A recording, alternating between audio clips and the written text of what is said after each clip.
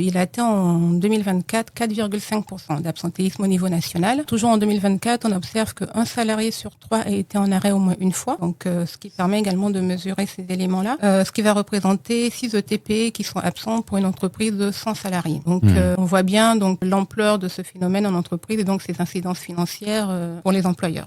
Et on va en reparler justement des incidences financières. Alors, quand on parle de coût de l'absentéisme, on pense, et ce sera principalement la thématique du jour, à l'indemnisation, que ce soit que l'employeur supporte, que la prévoyance va aussi payer, mais il y a aussi des coûts indirects qu'on abordera moins aujourd'hui, enfin des coûts indirects et des coûts directs aussi, mais qu'on abordera moins aujourd'hui. Je pense au salaire des CDD ou des intérimaires lorsque les personnes sont remplacées, ou l'accroissement du coût des heures supplémentaires si toutefois on veut répartir la charge de travail sur les collaborateurs en place. Alors il y a aussi des coûts un petit peu plus compliqués à mesurer, la perte de productivité, perte d'opportunité de travailler avec certains clients. Bref, on voit que ce coût de l'absentéisme, il est très large. Donc on fera pas une revue extensive de tout cela, même si on le verra. Ce dont on va parler, c'est quand même un coût très conséquent pour les entreprises. Et d'ailleurs, je cite ce chiffre qui est intéressant également du 17e baromètre d'Aiming. Le coût de l'absentéisme, c'est en moyenne 4 000 € par salarié.